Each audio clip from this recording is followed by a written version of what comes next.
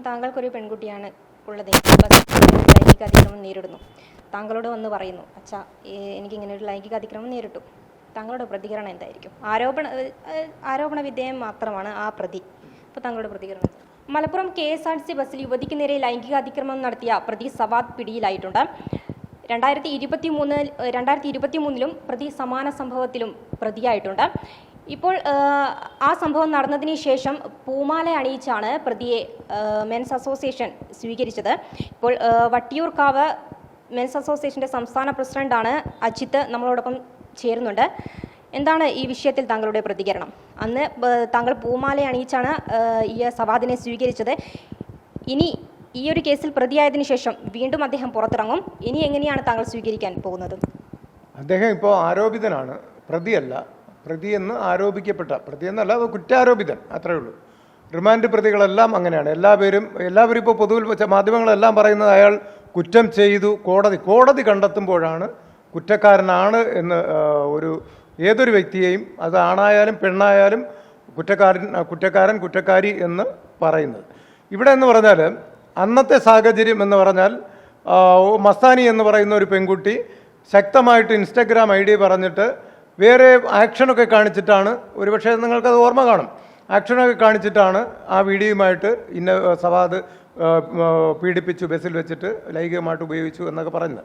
ഈ വിഷയമെന്ന് പറഞ്ഞാൽ ഇപ്പോൾ മലപ്പുറം ബസ് സ്റ്റാൻഡിൽ അദ്ദേഹം നിൽക്കുന്ന CCTV ഫുട്ടേജൊക്കെ വന്നിട്ടുണ്ട്. അതിലെന്ന് പറഞ്ഞാൽ അദ്ദേഹം ബോർഡ് നോക്കുന്നതാണ് അവൾ കാണിക്കുന്നത്, ബസ്സിന്റെ ബോർഡ് നോക്കുന്നത്. താങ്കൾ ആക്ഷേപിക്കുന്നു താങ്കൾ പറയുന്നു. പക്ഷേ കാരണം അങ്ങനെ ഒരു കുറ്റകൃത്യം സവാദ് എന്ന് പറഞ്ഞ പ്രതി ചെയ്തത് കൊണ്ടാണല്ലോ അടച്ച് ആക്ഷേപിക്കുന്നത്. സവാദ് ചെയ്തു എന്ന് എന്താ ഉറപ്പ്? ചെയ്തത് കൊണ്ടാണല്ലോ 2023 പ്രതി പോലീസ് പിടികൂടുന്നതിന് മുൻപും KSRTC ബസ്സിൽ നിന്നും ഇറങ്ങിയോടി. പ്രതി എന്തിനാണ് കുറ്റകൃത്യം ചെയ്തിട്ടില്ലെങ്കിൽ എന്തിനാണ് ബസ്സിൽ നിന്നും ഇറങ്ങിയോടിയത്? ഓടിയില്ലെങ്കിൽ തടി കേടാവും, സ്വാഭാവികമായിട്ട് അങ്ങനെയാണല്ലോ. ഒരു കുറ്റകൃത്യം ചെയ്യാത്ത പ്രതി എന്തിനാണ് ഇറങ്ങിയോടുന്നത്? കൃത്യം ചെയ്യാത്ത പ്രതിയല്ല, പ്രതി എന്നാരോപിക്കപ്പെടുന്ന ആൾ. പ്രതി എന്ന് പറയരുതേ, ഞാൻ എല്ലാ മാധ്യമങ്ങളിലും പറയുന്നതാണ്, ഞാനും രാഹുൽ ഈശ്വർ പറയുന്നതാണ്, രാഹുൽ ഈശ്വറൊക്കെ. പ്രതി എന്ന് പറയരുത്, പ്രതി എന്ന് ആരോപിക്കപ്പെട്ട ആൾ, അത്രയും മാത്രം മതി. നിങ്ങൾക്കൊക്കെ ഇത്ര തിടുക്കം എന്താണ് ഇയാളെ ഇപ്പോൾ തന്നെ പ്രതി ആക്കണം എന്നുള്ളത്? ഇയാളെന്ന് മാത്രമല്ല, സമാന കേസുകളിൽ ഇതുപോലുള്ള ആരോപണം ഉന്നയിക്കുന്ന സ്ത്രീകൾ ആരോപണം ഉന്നയിക്കുന്ന എല്ലാ കേസിലും ഇത് തന്നെയാണ്. അയാൾ പ്രതിയാണ്, പീഡന വീരനാണ്. എന്തടിസ്ഥാനത്തിലാണ് പറയുന്നത്? ഇപ്പോൾ എനിക്കെതിരെ വേണമെങ്കിൽ നാളെ വേറൊരു പെണ്ണ് വന്ന് പറയുകയാണ്, മാധ്യമങ്ങളോട് പറയുകയാണ്, ഇയാൾ എന്നെ പീഡിപ്പിച്ചിട്ടുണ്ട് എന്ന് പറഞ്ഞു കഴിഞ്ഞാൽ ഉടനെ ഞാനൊരു പീഡന വീരനാവുകയാണ്. അതെങ്ങനെയാണ്?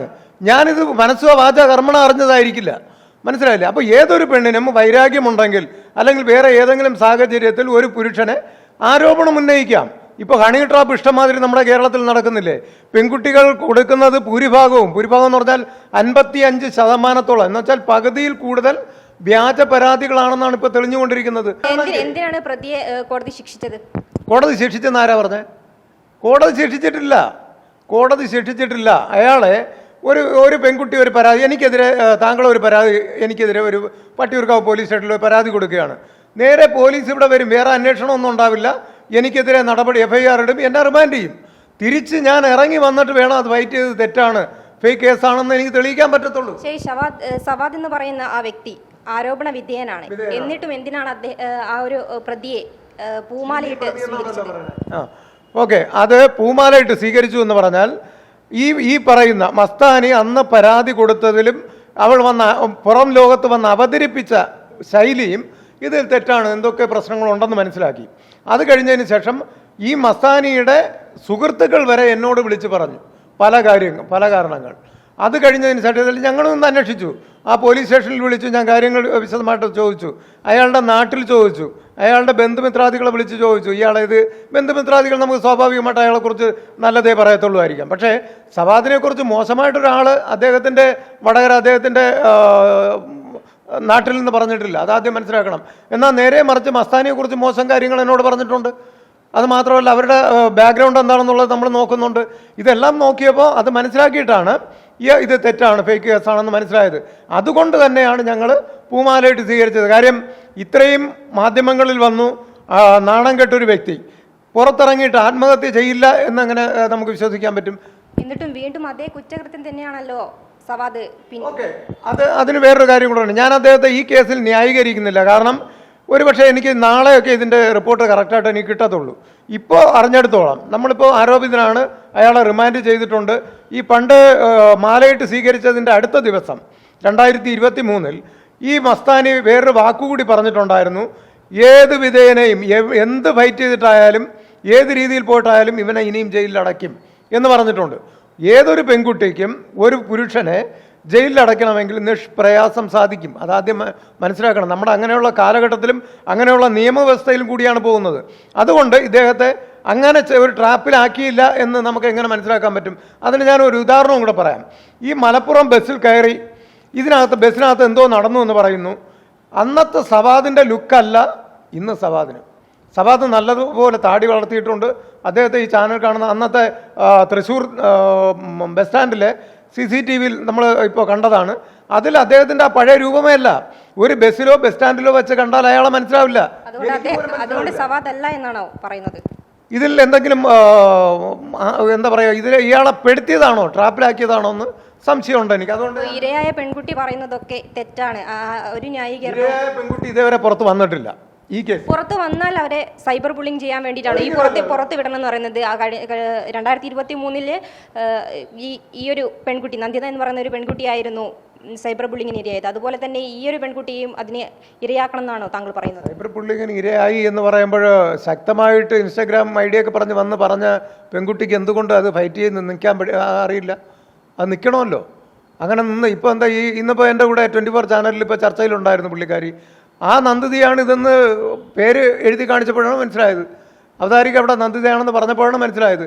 അപ്പോൾ ഇത്രയും എന്താ പറയുക, ബോൾഡാണ്, ഞാൻ ബോൾഡാണ്, ഭയങ്കരമായിട്ട് എന്തൊക്കെയോ അന്ന് പറഞ്ഞു. ആ പെൺകുട്ടി ഇന്ന് വന്നിരിക്കുന്ന കണ്ടിട്ട് എനിക്ക് തന്നെ ദയനീയ അവസ്ഥ തോന്നി. കാരണം ഒരു കാര്യത്തിന് നമ്മൾ പുറപ്പെടുമ്പോൾ അത് ശരിയായിട്ടുള്ള ദിശയിലാണ്, ഈ സമൂഹം അത് എങ്ങനെ എടുക്കും, എൻ്റെ ഭാഗത്ത് എത്രമാത്രം ശരിയുണ്ട് എന്നൊക്കെ ചിന്തിക്കണമായിരുന്നു. അല്ലാതെ ഒരു യുവാവിനെതിരെ ഒരു ആരോപണം ഉന്നയിച്ചിട്ട് നേരെ വന്ന് ഇൻസ്റ്റാഗ്രാം ID പറഞ്ഞിട്ട് ഇതൊന്നും അല്ല ശരിയായിട്ടുള്ളത്. ആ പെൺകുട്ടിക്ക് ഒരു പറ്റിയിട്ടുണ്ടെങ്കിൽ പരാതി കൊടുക്കുക, നടപടികൾ എന്താണെന്ന് വെച്ചാൽ ചെയ്യുക. അങ്ങനെയാണ് സാധാരണ ചെയ്യുന്നത്. ഏതെങ്കിലും രീതിയിൽ അത് ലീക്കായി കഴിഞ്ഞാൽ മാധ്യമങ്ങൾ ചോദിക്കും, അപ്പോഴാണ് പറയേണ്ടത്. എന്തുകൊണ്ടാണ് ഈ സവാദിന് നേരെ ഈ ഒരു ആരോപണം ഉന്നയിച്ചത്? ഈ രണ്ടാമത്തെ പെൺകുട്ടിയാണോ? അതെ, ഇരയായ രണ്ട് പെൺകുട്ടികൾ. മസ്താനിയുടെ കാര്യം എന്ന് പറഞ്ഞാൽ നമ്മൾ KSRTC ബസ്സിൽ 3 പേർക്ക് ഇരിക്കാവുന്ന സീറ്റാണല്ലോ ഇവർ ഇരുന്നത്. ഈ 2 പെൺകുട്ടികൾ 2 സൈഡ്, മസ്താനി അങ്ങേറ്റം, ഈ ഇങ്ങേറ്റത്തെ ഒരു പെൺകുട്ടി ഇരിക്കുന്നുണ്ട്. സവാദിനെ എന്തുകൊണ്ട് ഈ നടുക്കിരുത്തി? ഈ സെൻട്രൽ സവാദ് വന്ന എങ്ങനെ? നമുക്കറിയാം KSRTC ബസ്സിൽ ഈ പെൺകുട്ടി കാല് മാറ്റി ഒതുക്കി വച്ചു കൊടുത്ത് അങ്ങനെ നമുക്ക് കയറാൻ പറ്റും. നമ്മൾ പല രീതിയിലും കയറുന്നതല്ലേ, നമ്മൾ ബസ്സിൽ യാത്ര ചെയ്യുന്നതല്ലേ. പെൺകുട്ടികളുടെ കൂടെ യാത്ര ചെയ്തിട്ടുണ്ടല്ലോ നമ്മൾ. ഇതുപോലെ ലോങ്ങൊക്കെയാണ് പോകുന്നതെങ്കിൽ ആ ബസ്സിൽ നമ്മൾ കയറി പെൺകുട്ടിയാണെന്നൊന്നും അങ്ങനെ നോക്കാറില്ല. ആരും അത് നോ പറയാറുമില്ല, ഇരിക്കാറുണ്ട്. പക്ഷേ ഇവിടെ നമ്മൾ ഇരിക്കാൻ വരുമ്പോൾ തന്നെ ഈ പെൺകുട്ടി എന്ത് ചെയ്യും? ഇങ്ങേറ്റം ഇരിക്കുന്ന പെൺകുട്ടി നീങ്ങി കൊടുക്കും. ഞാൻ കണ്ടിട്ടുള്ളത് അങ്ങനെയാണ്. എനിക്കങ്ങനെ നീങ്ങി തന്നിട്ടുണ്ട്. അങ്ങനെ ഞാൻ ആ സൈഡിൽ ഇരുന്നിട്ടുണ്ട്. പക്ഷേ ഇവിടെ എന്തുകൊണ്ട് കാല് മാറ്റിക്കൊടുത്ത് നേരെ ഇദ്ദേഹത്തെ സെൻട്രലിൽ ഇരുത്തി? അതൊരു പണിയല്ലേ? അപ്പോൾ ഇവരൊരു പ്ലാൻ ചെയ്തല്ല വന്നതെന്ന് ഞങ്ങൾ അന്ന് ആരോപിച്ചൊരു കേസാണ്. ഇതൊരു മസ്താനി ഫേമസ് ആകുവാൻ വേണ്ടി പ്ലാൻ ചെയ്ത് തന്നെയാണ് ഇങ്ങനെ വന്നത്. കാര്യം അതിനു മുമ്പേ നമുക്ക് ഇൻസ്റ്റാഗ്രാം ഉണ്ട്, വാട്സപ്പ് ഉണ്ട്, ഫേസ്ബുക്ക് ഉണ്ട്, എല്ലാം ഉണ്ടായിരുന്നിട്ട് ഈ മസ്താനിയും നന്ദിതയും നമുക്കറിയില്ല. നമ്മൾ അറിഞ്ഞത് ഈ കേസോട് കൂടിയിട്ടാണ്. ഇയാളൊരു മാനസിക രോഗിയാണ് ആരോപിക്കുന്നുണ്ട്, വിവാദങ്ങളിൽ ആരോപിക്കുന്നുണ്ട് ഇയാളൊരു മാനസിക രോഗി. എന്നിട്ടും അയാളെ എന്തിനാണ് സപ്പോർട്ട് ചെയ്യുന്നത്? എനിക്ക് തോന്നിയില്ല മാനസിക രോഗിയാണെന്നുള്ളത്. എനിക്ക് തോന്നുമ്പോൾ നമ്മൾ അദ്ദേഹത്തെ ഹോസ്പിറ്റലിൽ കൊണ്ടാക്കും. മാനസിക രോഗിയെ ചികിത്സിക്കേണ്ടത് അതിന് പ്രത്യേക ഹോസ്പിറ്റലുണ്ട്. ഇവിടെ എന്ന് പറഞ്ഞാൽ കോടതിയിൽ പോയിട്ട് പോലും അയാൾ മാനസിക രോഗിയാണെന്ന് കണ്ടെത്തിയിട്ടില്ല. കോടതിയിൽ കിടന്നു, ജയിലിലെന്ന് പറഞ്ഞാൽ നല്ല ട്രീറ്റ്മെൻറ്റാണ്. അപ്പോൾ അവിടെയും ഇദ്ദേഹം മാനസിക രോഗിയാണെന്ന് കണ്ടിട്ടില്ല. അദ്ദേഹത്തിന് ഫുൾ സപ്പോർട്ടായിരുന്നു ജയിലിൽ. മനസ്സിലായില്ലേ? അദ്ദേഹത്തിനെ ഇറക്കി വിട്ട ടൈമൊക്കെ നോക്കിക്കഴിഞ്ഞാൽ ഒരിക്കലും ആ സമയത്ത് ഇറക്കി വിടാൻ പാടില്ല. 6 മണി കഴിഞ്ഞാൽ ലോക്കപ്പ് സമയം കഴിഞ്ഞ് കഴിഞ്ഞാൽ ഇറക്കി വിടാൻ പാടില്ല. പക്ഷേ ഇവിടെ 6 മണിക്ക് ശേഷമാണ് അദ്ദേഹത്തെ ഇറക്കി വിട്ടത്. അപ്പോൾ അദ്ദേഹം അത്രത്തോളം ജെന്യുവൻ ആയിരുന്നു എന്നുള്ളതല്ലേ. അപ്പോൾ അവർ ഈ വാർഡന്മാർ അതിനകത്ത് ചോദ്യം ചെയ്തില്ല എന്ന് നമുക്ക് പറയാൻ പറ്റുമോ? ചോദ്യം ചെയ്തിട്ടുണ്ട്. എന്തിനാണ് ഒരാൾക്ക് നേരെ ഇല്ലാത്ത ആരോപണങ്ങൾ, അതായത് ഈ പെൺകുട്ടികൾ ആരോപിച്ചത്? പെൺകുട്ടികൾ ആരോപണം ഉന്നയിക്കുന്നത് അന്ന് 2023 ഈ ബിഗ് ബോസ് വരുന്ന ഒരു സമയമായിരുന്നു.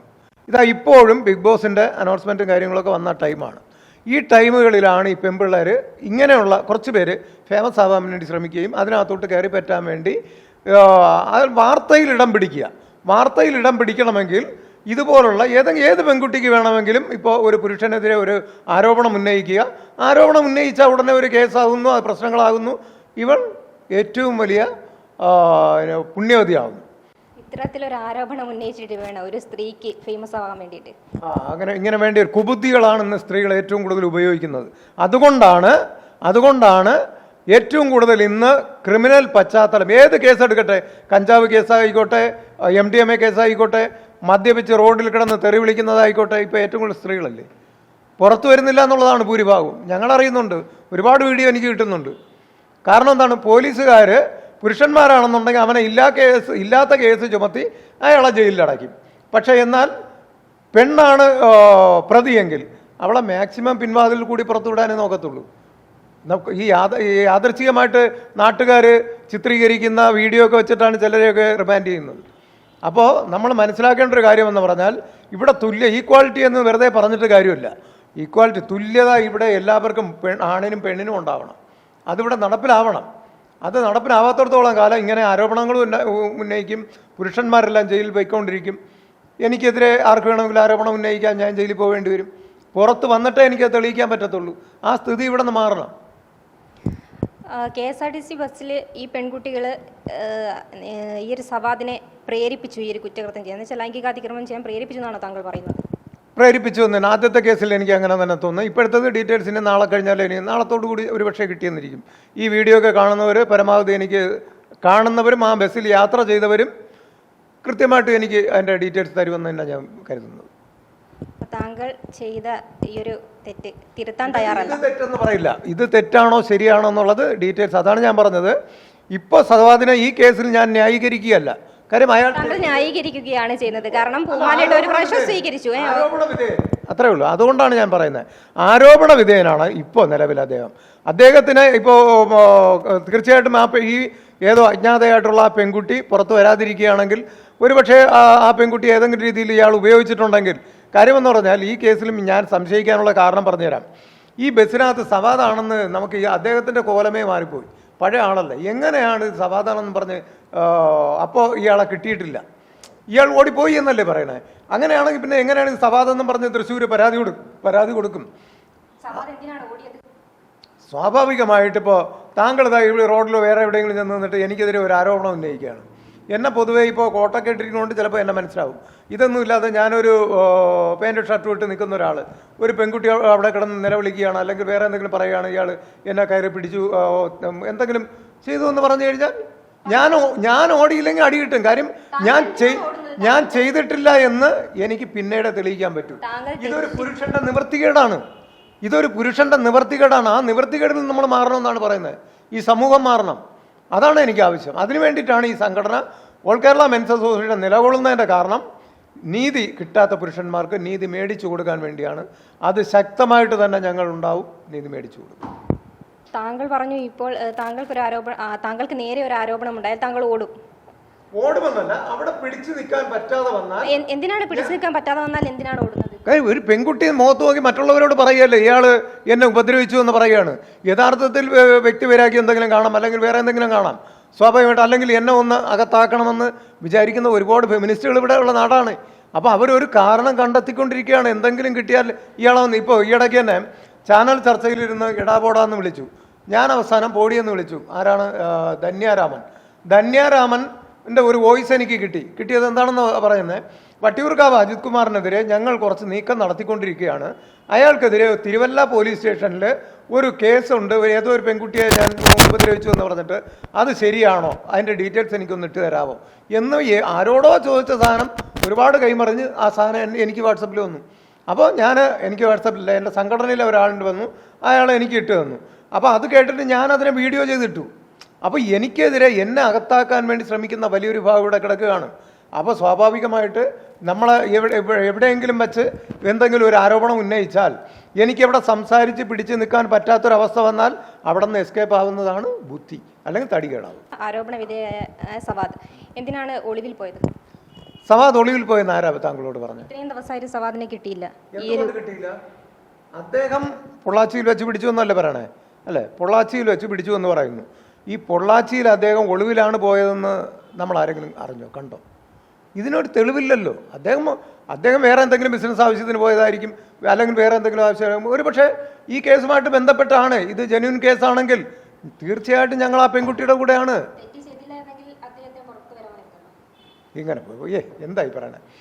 പെൺകുട്ടി ആരോപണം ഉന്നയിച്ചു കഴിഞ്ഞാൽ ജയിലിലാണ് ഏതൊരു പുരുഷനും, ഒരു മാറ്റമില്ല. ജയിലിൽ തന്നെയാണ്.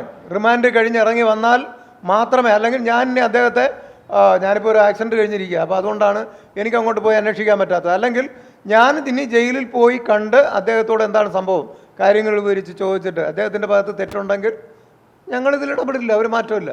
തെറ്റ് ചെയ്യുന്ന ഒരാളെയും ഈ സംഘടന വെള്ളപൂശില്ല.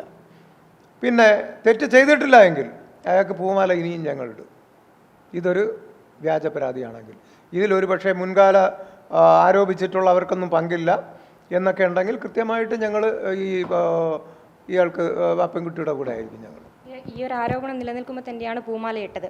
എന്തായാലും ഇങ്ങനെ ഒരു ആരോപണം നിലനിൽക്കുന്നുണ്ട്, പിന്നെ എന്തിനാണ് ഈ ഒരു നീക്കം? ഞങ്ങൾ അന്വേഷണത്തിൽ കൃത്യമായിട്ട് ഞങ്ങൾക്ക് തെളിഞ്ഞിട്ടുണ്ടായിരുന്നു ഇത് ഫേക്ക് കേസാണ്. തെളിഞ്ഞതെന്ന് പറഞ്ഞാൽ ഈ പെൺകുട്ടി തന്നെ ഒരു വീഡിയോ ചിത്രീകരിച്ചിട്ടല്ലോ. ഈ പെൺകുട്ടി വന്ന് പറഞ്ഞ ആ 2 ദിവസം ഞങ്ങൾ അതിനനുകൂലമായിട്ട് പോയില്ല. പിന്നെ പുള്ളിക്കാരി കത്തിക്കേറുകയാണ്. അപ്പോൾ സ്വാഭാവികമായിട്ട് നമുക്ക് ഒരു പെൺകുട്ടി ഓവർ സ്മാർട്ട്, ഇങ്ങനെ ഒരു വിഷയമൊക്കെ നടന്നിട്ട് ഒരു പെൺകുട്ടി വരുമ്പോൾ അവൾ കുറച്ച് ഓവർ സ്മാർട്ട് കാണിക്കുമ്പോൾ അത് എന്തുകൊണ്ടാണെന്നുള്ളത് നമ്മളത് ചിന്തിക്കുമല്ലോ. സാധാരണ ബുദ്ധിയുള്ളവർ ചിന്തിക്കും. അത് തന്നെയാണ് ഞങ്ങളും ചിന്തിച്ചു, അന്വേഷിച്ചപ്പോൾ ഇതിൻ്റെ ബാക്ക്ഗ്രൗണ്ട് വളരെ മോശമാണ്. ഇത് ഷോർട്ട് ഫിലിമും സിനിമയൊക്കെ ചെയ്തുകൊണ്ടിരിക്കുന്നു, എന്തെങ്കിലും ഒരു ഇഷ്യൂ ഉണ്ടാക്കിയാൽ കൊള്ളാം എന്ന് കണ്ടിട്ടാണ് ഈ 2 പേരും കാര്യം നമുക്ക് ആലോചിക്കാമല്ലോ. 3 പേരിരിക്കുന്ന സീറ്റിൽ 2 പെൺകുട്ടികൾ ഇരുന്നിട്ട് ഇയാളെ സെൻട്രലിൽ ഇരുത്തുക എന്ന് പറഞ്ഞാൽ വെറും 6 മിനിറ്റാണ് അയാൾ ഈ ബസ്സിൽ യാത്ര ചെയ്തത്. 3 മിനിറ്റ് ഈ പെൺകുട്ടി ചിത്രീകരിച്ചിരിക്കുകയാണ്. ഈ 3 മിനിറ്റിനകത്ത് വെച്ച് ഈ പറയുന്ന ടൈറ്റ് ജീൻസ്, അത് കഴിഞ്ഞ് ബെർമൂഡ, അടിവസ്ത്രം, ഇത്രയും 3 വസ്ത്രം ധരിച്ചിരിക്കുന്ന ഒരു പുരുഷന് ഒരിക്കലും അങ്ങനെ ചെയ്യാൻ പറ്റില്ല. ടൈറ്റ് ജീൻസ് ഇടുന്ന ഒരാളാണ് ഞാൻ. അതുകൊണ്ട് ഞാൻ ആലോചിച്ചിട്ട് ഒരു കാര്യം നടക്കില്ല. കാര്യം എന്ന് വെച്ചാൽ 2 പെൺകുട്ടികളാണ് സൈഡ് ഇരിക്കുകയല്ലേ. ഇപ്പം മസ്താനിയുമായിട്ട് അയാൾ മോശം ചെയ്യാൻ വേണ്ടി ഇരിക്കുകയാണെന്ന് വെച്ചോ, ഇങ്ങേറ്റം ഒരു പെൺകുട്ടി ഇരിക്കുകയല്ലേ. അപ്പോൾ പിന്നെ എങ്ങനെയാണ് ഈ സെൻട്രൽ ഇരുന്നിട്ട് ഇത് ചെയ്യാൻ പറ്റുന്നത്? ഇത് നമ്മൾ സാമാന്യ ബോധത്തോടു കൂടി ഒന്ന് ആലോചിച്ചാൽ പോരെ. അത് മനസ്സിലാക്കുമ്പോൾ തന്നെ ഇതൊരു ഫേക്ക് കേസാണ്. ഇപ്പോൾ ഒരുപാട് കാര്യങ്ങൾ ചെയ്തിട്ടും ഒന്നും ഒരിടത്തും എത്തുന്നില്ല. ഫോളോവേഴ്സിനെ കൂട്ടാൻ പറ്റുന്നില്ല, വേറെ ഒരുപാട് കാര്യങ്ങൾ അവർക്ക് ആക്ടിവിറ്റീസ് ഉണ്ടല്ലോ. അപ്പോൾ അതിലൊന്നും നടക്കാതെ വന്നപ്പോൾ ഇത് ഒരു നിമിഷം കൊണ്ട് വൈറലാവുന്ന ഒരു കേസാണ്. ഏതൊരു പെണ്ണിനും വൈറലാവാൻ പറ്റുന്നൊരു, ഇപ്പോൾ ഒരു പുരുഷനെ പറ്റി ആരോപണം ഉന്നയിച്ചാൽ മതി. ഇപ്പോൾ എത്രയോ പേര് യാമ കമ്മിറ്റി റിപ്പോർട്ട് വന്നു, നടന്മാരും ഇവരൊക്കെ പരസ്പര സമ്മതത്തോട് കൂടിയിട്ട് ഓരോ ലോഡ്ജിലും റൂമുകളിലും താമസിച്ചിട്ട് തിരിച്ചു വന്ന് പറയുകയാണ് എന്നെ പീഡിപ്പിച്ചു. എന്ത് പീഡനം? ഇതാണോ പീഡനം? അതുകൊണ്ടല്ലേ കോടതി പോലും എല്ലാവർക്കും ജാമ്യം കൊടുത്തത്. രാഷ്ട്രീയക്കാരെയും സിനിമാ നടന്മാരും എല്ലാം ഇതിൽ ഉൾപ്പെട്ടിട്ടുണ്ടല്ലോ. അതുപോലെ തന്നെ മറ്റുള്ള ഈ അടുത്ത കാലത്തുണ്ടായ എത്രയോ കേസുകൾ, ഈ കേസുകളൊന്നും ശരിയായിട്ടുള്ള കേസുകളല്ല, ഫേക്ക് കേസുകളാണ്. അതുകൊണ്ടാണ് പ്രതികളെന്ന് ആരോപിക്കപ്പെട്ടിട്ടുള്ള ഒരാളെ പോലും കോടതി ശിക്ഷിക്കാത്തത്. നമുക്ക് കേസ് തെളിഞ്ഞു കഴിഞ്ഞാൽ ഒരാൾ ചെയ്തിട്ടുണ്ടെങ്കിൽ ആ കേസ് തെളിയും.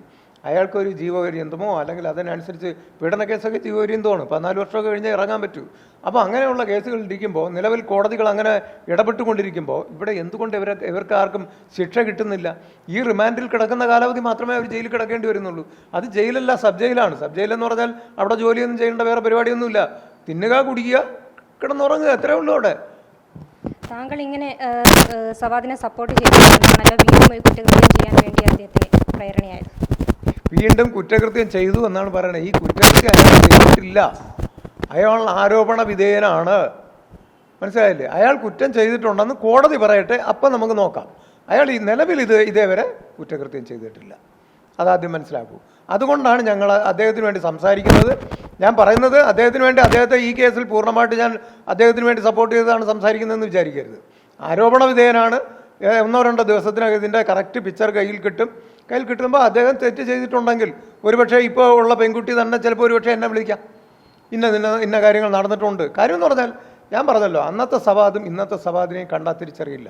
നന്ദിതേര കാര്യം അത് തന്നെയാണ്, 2 പേരെയും തിരിച്ചറിയില്ല.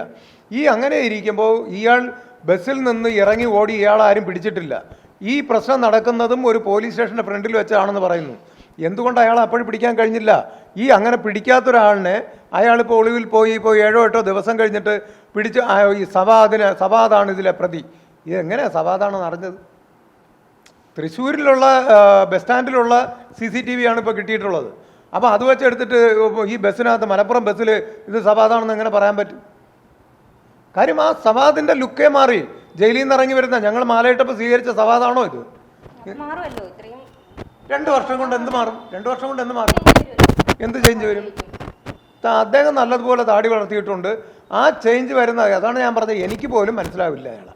ഒരു ബസ്സിൽ വെച്ച് കണ്ടെന്നിരിക്കട്ടെ, സവാദാണെന്ന് മനസ്സിലാവില്ല. അങ്ങനെ ഇരിക്കുമ്പോൾ ഈ പെൺകുട്ടി എങ്ങനെ മനസ്സിലാക്കി? അതൊരു ചോദ്യമല്ലേ?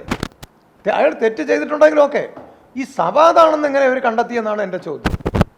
സവാദാണ്, അവിടെ പിടിച്ചു, ഇത് സവാദാണ്, ഇത് പ്രശ്നമാണ്, ഓക്കെ, അങ്ങനെയാണെങ്കിൽ ഞാൻ അംഗീകരിച്ചു തരാം. ഇതല്ല, ഇത് ഒരാഴ്ച കഴിഞ്ഞിട്ട് പറയുകയാണ് ഇത് സവാദാണ്. എങ്ങനെ ഇത് കണ്ടെത്താൻ പറ്റി? ആ ബസ്സിൽ നിന്ന് ഇറങ്ങി ഓടിപ്പോയ ആൾ സവാദാണ്. ഇപ്പം കൂടി ചിലപ്പോൾ ഒന്നുകിൽ പ്ലാൻ ചെയ്തതല്ല എങ്കിൽ ഒരു പക്ഷേ ഇത് സവാദാണോ അല്ലേ വേറൊരാളായിരിക്കാം, ചിലപ്പോൾ എന്തോ ആയിക്കോട്ടെ. പക്ഷേ ഇത് സവാദാണെന്ന് ഇവരെങ്ങനെ കണ്ടെത്തിയെന്നാണ് എനിക്ക് മനസ്സിലാകാത്തത്. അതിന് എനിക്ക് കിട്ടണമെന്ന് പറഞ്ഞാൽ ഈ ന്യൂസുകളൊക്കെ കാണുമ്പോൾ തീർച്ചയായിട്ടും ആ ബസ്സിൽ സഞ്ചരിച്ചിട്ടുള്ളവരും മറ്റ് ഈ എന്താ പറയുക, ഈ പരാതി കൊടുത്തിട്ടുള്ള യുവതിയും തീർച്ചയായിട്ടും ഞാനുമായിട്ട് ബന്ധപ്പെടും. ഒരുപക്ഷെ ബന്ധപ്പെടുകയാണെങ്കിൽ നമുക്ക് കാര്യങ്ങൾ മനസ്സിലാക്കിയിട്ട് അടുത്ത വീഡിയോയിൽ ഞാൻ നിങ്ങളോട് പറയാം. എനിക്ക് ഇതേവരെ തെറ്റ് പറ്റിയിട്ടില്ല. കാരണം ഞാൻ ഇയാളെ വെളുപ്പിക്കുകയല്ല ചെയ്യുന്നത്. ആരോപണ വിധേയനാണ്, അയാൾ തെറ്റുകാരനാണെന്ന് ഇപ്പോഴേ പറയരുത്. അത്രമാത്രമേ ഞാൻ പറയൂ. ബസ്സിൽ ഇങ്ങനെയൊക്കെ നടക്കുന്ന ഒരു സ്ഥിരം സംഭവമാണ്. അപ്പോൾ ഓരോരോ പെൺകുട്ടികളും അവർക്കത് പറയാൻ പറ്റാതെ മനസ്സിൽ ഒളിപ്പിച്ച് വെക്കുന്നുണ്ട്. അപ്പോൾ ഇങ്ങനെ ഒരു കേസ് വന്നപ്പോൾ ഇനിയും പെൺകുട്ടികൾ മുന്നോട്ട് വരും. ഇതിപ്പോൾ മസ്താനി നേരത്തെ കുറച്ച് 24-ൽ പറഞ്ഞതാണ് പുള്ളിക്കാരി. മസ്താനിയെ നമ്മൾ സംഘടനാപരമായിട്ട് നമ്മൾ ഒതുക്കി സൈലൻ്റാക്കി. അതുകൊണ്ട് ഒരുപാട് പിള്ളേർ പിന്നീട് കേസുമായിട്ട് മുന്നോട്ട് പോയിട്ടില്ല എന്നാണ് പുള്ളിക്കാരി പറഞ്ഞത്. ഞാനൊരു കാര്യം പറയട്ടെ, ഈ എല്ലാ മേഖലയിലും പെൺകുട്ടികളും പുരുഷന്മാർ മാത്രമല്ല പീഡിപ്പിക്കാനോ അല്ലെങ്കിൽ ചുരണ്ടാനോ നുള്ളാനോ ഒക്കെ പോകുന്നത്. ഇതെല്ലാ കാലത്തും പെൺകുട്ടികളും ചെയ്യുന്നുണ്ട്. അതാദ്യം മനസ്സിലാക്കൂ. ഇതിനൊക്കെ നമ്മളും ഇരയായിട്ടുണ്ട്. ഇത് എല്ലാ പുരുഷന്മാർക്കും എല്ലാ ആണുങ്ങൾക്കും സംഭവിച്ചിട്ടുള്ള ഏതെങ്കിലും ഒരു സമയത്തെങ്കിലും അനുഭവിച്ചിട്ടുള്ളത് തന്നെയാണ്. പെൺകുട്ടികളും ഇതെല്ലാം ചെയ്യുന്നുണ്ട്. ഇന്നത്തെ കാലത്ത്, പണ്ട് കാലത്തുള്ളത് നമ്മുടെ ചെറുപ്പപ്രായം പോലെ അല്ല, ഇന്നത്തെ കാലത്തെന്ന് പറഞ്ഞാൽ പെൺകുട്ടികൾ ഏറ്റവും കൂടുതൽ പുരുഷന്മാരെ, മറ്റു മാധ്യമങ്ങളിലും ഞാനത് പറഞ്ഞിട്ടുണ്ട്. ഈയിടയ്ക്ക് എനിക്ക് വന്ന +1 +2 പെൺകുട്ടികൾ ഒരു ക്ലാസ് റൂമിൽ നടക്കുന്ന കാര്യങ്ങൾ എനിക്ക് വീഡിയോ എടുത്തിട്ട് വന്നു. മനസ്സിലായില്ലേ? അവിടെ എന്ന് പറഞ്ഞാൽ ഒരു ടേബിളിലിരിക്കുന്ന യുവാവിനെ, ഒരു 17 വയസ്സാണ്, +2 ആകുമ്പോൾ 17 വയസ്സേ ആകത്തുള്ളൂ. ആ 17 വയസ്സായ ഇവനെ ഷർട്ടിൽ തൂക്കിയെടുത്ത് കിസ് ചെയ്യുന്നതാണ് ഞാൻ കണ്ടത്, ആ വീഡിയോയിൽ കണ്ടിട്ടുള്ളത്. അങ്ങനെ ചെയ്യുമ്പോൾ ഇവർ തമ്മിലുള്ള സൗഹൃദം അപ്പോഴുണ്ട്. പക്ഷേ 1 2 വർഷം അല്ലെങ്കിൽ ഒരു 5 10 വർഷം കഴിഞ്ഞാൽ പോലും ഈ പെൺകുട്ടിക്ക് ഇവനെതിരെ പോക്സോ കേസ് കൊടുക്കാം. അതറിയോ? അപ്പോൾ അങ്ങനെയുള്ളൊരു കാലഘട്ടമാണ് നമ്മൾ ജീവിക്കുന്നത്. കാര്യം പെൺകുട്ടികൾക്ക് എന്ത് തോന്നിയവാസം കാണിച്ചിട്ട് അവർക്ക് ഒരു ദിവസം കൊണ്ട് അന്ന് വരെ ചെയ്ത കള്ളത്തരങ്ങൾക്കും തെറ്റുകൾക്കും വെളുപ്പിക്കാൻ പറ്റിയൊരു അവസരമാണ് ഓരോ പെൺകുട്ടികളും ചില സമയത്ത് ചെയ്യുന്നത്. അതുകൊണ്ടാണ് ആദ്യത്തെ കേസ് അങ്ങനെ ഞാനിപ്പോൾ പറഞ്ഞ അതേ മാതൃകയിലുള്ളൊരു കേസായത് എന്ന് തോന്നിയത് കൊണ്ടാണ് ഞങ്ങൾ അതിൽ ഇടപെട്ടത്. ഇപ്പോഴത്തെ കേസും അങ്ങനെ വന്നാൽ കൃത്യമായിട്ടും അദ്ദേഹത്തിൻ്റെ കൂടെ നിൽക്കും. അദ്ദേഹമാണ് ശരി, ഇതൊരു എന്താ പറയുക, അദ്ദേഹത്തെ ട്രാപ്പിലാക്കിയതെന്ന് തോന്നിയാൽ, കാര്യം ഏതൊരാണിനെ എപ്പോഴും വേണമെങ്കിലും നമുക്ക് ട്രാപ്പിലാക്കാമല്ലോ, മൊബൈൽ ഫോണും കാര്യങ്ങളൊക്കെ ഉണ്ട്. അപ്പോൾ വിളിച്ചു വരുത്തുക, മറ്റുള്ള കാര്യങ്ങൾ, ഒരുപാട് കാര്യങ്ങൾ ചെയ്യാൻ പറ്റും. അപ്പോൾ അങ്ങനെ പ്ലാൻ ചെയ്തിട്ടുള്ള അല്ല എങ്കിൽ ഈ പെൺകുട്ടിയുടെ കൂടെ തന്നെ നിങ്ങൾ നിൽക്കും, ഉണ്ടാകും. ഇപ്പം താങ്കൾക്കൊരു പെൺകുട്ടിയാണ് ഉള്ളത്, ലൈംഗിക അതിക്രമം നേരിടുന്നു, താങ്കളോട് വന്ന് പറയുന്നു, അച്ഛാ എനിക്കിങ്ങനെ ഒരു ലൈംഗിക അതിക്രമം നേരിട്ടു, താങ്കളുടെ പ്രതികരണം എന്തായിരിക്കും? ആരോപണ വിധേയം മാത്രമാണ് ആ പ്രതി. അപ്പോൾ താങ്കളുടെ പ്രതികരണം? നമുക്ക് ബസ്സിൽ പെൺകുട്ടികൾക്ക് സുരക്ഷിതമായിട്ട് യാത്ര ചെയ്യാനുള്ള സാഹചര്യം ഉണ്ട്, പക്ഷെ അത് ഉപയോഗപ്പെടുത്താത്തതാണ് പ്രശ്നം. ഇപ്പോൾ അത് എൻ്റെ മകളായാൽ പോലും നമുക്ക് പ്രശ്നം ഉണ്ടാകാതിരിക്കാൻ വേണ്ടി നമുക്ക് നോക്കാൻ പറ്റും. മനസ്സിലായി? അത് അപ്പോൾ പ്രതികരിക്കാൻ പറ്റും. ചില സാഹചര്യങ്ങളിൽ നമുക്ക് പ്രതികരിക്കാൻ പറ്റില്ല. ചില സാഹചര്യങ്ങൾ എന്തുകൊണ്ട് പ്രതികരിക്കാൻ പറ്റുന്നില്ല? അപ്പോൾ എങ്കിൽ ആ പെൺകുട്ടിക്ക് അതിനുള്ള കഴിവില്ല എന്ന് വേണം പറയാം. അപ്പോൾ എന്ത് ചെയ്യണം? മിണ്ടാതിരിക്കുക, അല്ലാതെ വേറെ വഴിയില്ല. കാരണം നമുക്ക് എനിക്കൊരു ബുദ്ധിമുട്ടുണ്ടായിട്ടുണ്ടെങ്കിൽ ഞാൻ അവിടെ വെച്ച് പ്രതികരിക്കണം. ഇപ്പോൾ പെൺകുട്ടികളിൽ നിന്ന് നമുക്ക് ഉണ്ടായ കാലത്ത് ബുദ്ധിമുട്ടുണ്ടായ കാലത്ത് ഞങ്ങൾ പറഞ്ഞില്ലല്ലോ, അത് ഒരു ഇഷ്യൂ ഉണ്ടാക്കിയിട്ടില്ല. അപ്പോൾ അതുപോലെ സഹിക്കുക, അത്രേ ഉള്ളൂ. അതല്ലേ ചെയ്യേണ്ടത് അങ്ങനെ തന്നെയാണ് എൻ്റെ അഭിപ്രായത്തിൽ. പ്രതികരിക്കാൻ പറ്റുമോ അത് അപ്പോൾ പ്രതികരിക്കുക, അല്ലെങ്കിൽ അയാളോട് പറയാം മാന്യമായിട്ട് കുറച്ച് മാറി തിരിക്കുക എന്നൊക്കെ നമുക്ക് പറയാമല്ലോ. നമുക്ക് മാന്യമായിട്ട് പറഞ്ഞാൽ ഏതൊരു പുരുഷനും മകള് പറഞ്ഞാൽ താങ്കൾ വിശ്വസിക്കൂ? മകൾ എന്നോട് വന്ന് പറയുകയാണ് ഇന്നതാണ് സംഭവം, പിന്നെ അതിൽ തെറ്റ് ശരി ഞാൻ നോക്കും. എന്ത് തെളിവാണുള്ളതെന്ന് പുറത്തു നിന്ന് ഒരാൾ ചോദിച്ചാൽ ഇപ്പോൾ ഈ പോലീസുകാർ ഒരു കുറ്റവാളിയെ കണ്ടെത്തുന്നത് എങ്ങനെയാണെന്നറിയോ? ചോദ്യം ചെയ്യും, തിരിച്ചും മറിച്ചും അങ്ങോട്ടും ഇങ്ങോട്ടൊക്കെ ഇട്ട് ക്വസ്റ്റ്യൻ ചെയ്യും. അങ്ങനെയാണ് ഇയാൾ പ്രതിയാണോ ഇല്ലയോ എന്ന് കണ്ടെത്തുന്നത്. അപ്പോൾ ഞാനും അത്യാവശ്യം കാര്യങ്ങളൊക്കെ നമുക്ക് അറിയാം. അപ്പോൾ ഞാനത് മറിച്ചും തിരിച്ചും കാര്യങ്ങളൊക്കെ ചോദിച്ചിട്ട് അവൾ പറയുന്നതിൽ ശരിയുണ്ട്, ആരാണ് ഇന്ന ആളെ അറിയാമോ, ആളെ അറിയില്ലെങ്കിൽ നമുക്കൊന്നും ചെയ്യാൻ പറ്റില്ല. ആളെ അറിയാമോ, ഇന്നതാണ് കേസ്, ശരി ഓക്കെ. അവളിപ്പോൾ +2 കഴിഞ്ഞിട്ടേ ഉള്ളൂ മോള്. അങ്ങനെ ഒരു പ്രശ്നം ഇതേവരെ ഞാൻ അടുത്ത് പറഞ്ഞിട്ടില്ല. അത്യാവശ്യം മാന്യമായിട്ട് നല്ലൊരു കുട്ടിയായിട്ട് വളരുന്നൊരു, ഇന്നത്തെ സമൂഹത്തിൽ നമ്മൾ കാണുന്ന പ്രശ്നങ്ങളിൽ കൂടി ഇതുവരെ പോയിട്ടില്ല അവൾ. അപ്പോൾ അങ്ങനെയുള്ളൊരു പെൺകുട്ടി ആയതുകൊണ്ട് തന്നെ അവൾ വന്ന് പറഞ്ഞു കഴിഞ്ഞാൽ അതിലെന്തെങ്കിലും ശരിയുണ്ടോ തെറ്റുണ്ടോ എന്നൊക്കെ നമ്മൾ നോക്കിയതിന് ശേഷം മാത്രം, ഞാൻ അത് പഠിച്ചതിന് ശേഷം മാത്രമേ ഞാൻ പ്രതികരിക്കത്തുള്ളൂ. ഇതിൽ പ്രതി എന്നാരോപിക്കപ്പെടുന്ന സവാദ് കുറ്റകൃത്യം ചെയ്തു എന്നതിന് തെളിവില്ല എന്നാണ് വട്ടിയൂർക്കാവ് അജിത്ത് പറയുന്നത്. ഈ കുറ്റകൃത്യം ചെയ്തു എന്ന് തെളിഞ്ഞു കഴിഞ്ഞാൽ ഈ സവാദിന് നേരെ തിരിയാനും അജിത്ത് തയ്യാറാണ് എന്നാണ് വിസ്മയ ന്യൂസിനോട് അദ്ദേഹം പറഞ്ഞത്. വിസ്മയ ന്യൂസ്, തിരുവനന്തപുരം.